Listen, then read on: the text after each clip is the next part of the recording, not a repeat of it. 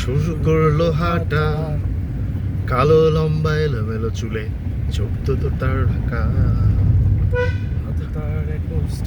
পকেটে হারমোনিকা, কষ্টে ভরা জীবনের বহু গান যে তার শোনা।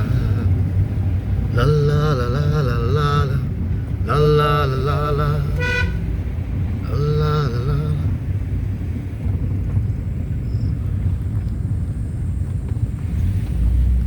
ধরেন ভাই সাদা চুলালা একটা কোন একটা পেটাত্তার সামনেই দাঁড়ালেন,